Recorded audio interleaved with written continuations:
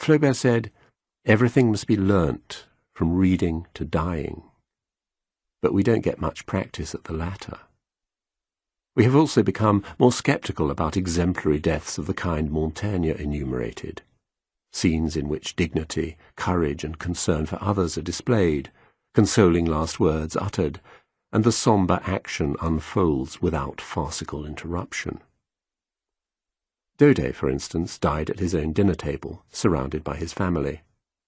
He took a few spoonfuls of soup and was chatting happily away about the play he was working on, when the death rattle was heard and he fell back in his chair.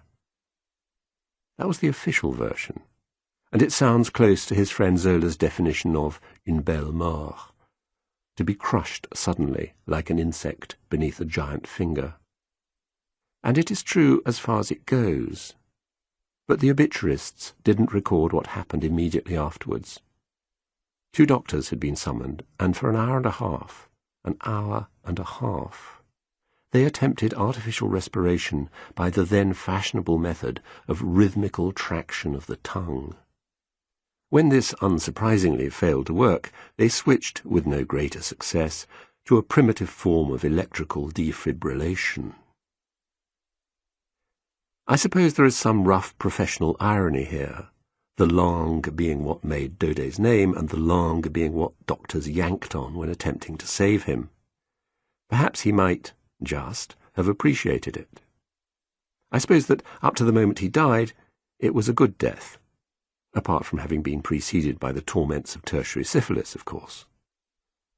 George Sand died simply, lucidly, encouragingly, in the pastoral peace of her house at Nohant, while looking out over trees she had planted herself many years previously.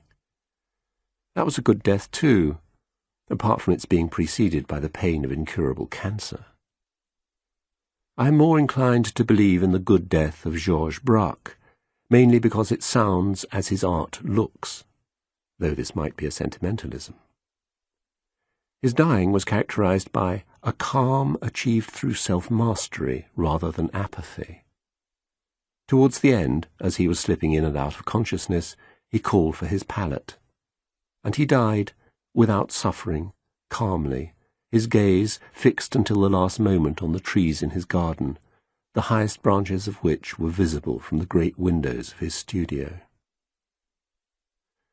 I don't expect such luck or such calmness. Looking out at trees you have planted yourself? I've only planted a fig tree and a gooseberry bush, neither of which is visible from the bedroom window. Calling for your palette?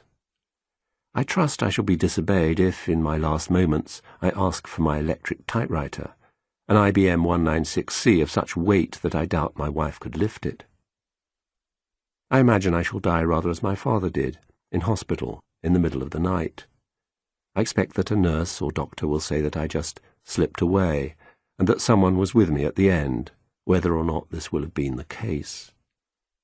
I expect my departure to have been preceded by severe pain, fear, and exasperation at the imprecise or euphemistic use of language around me.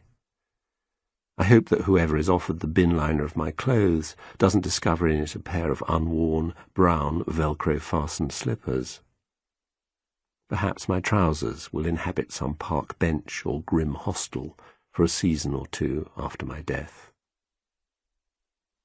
I find this in my diary, written 20 and more years ago. People say of death, there's nothing to be frightened of. They say it quickly, casually. Now let's say it again, slowly, with re-emphasis. There's nothing to be frightened of. Jules Renard, the word that is most true, most exact, most filled with meaning, is the word nothing.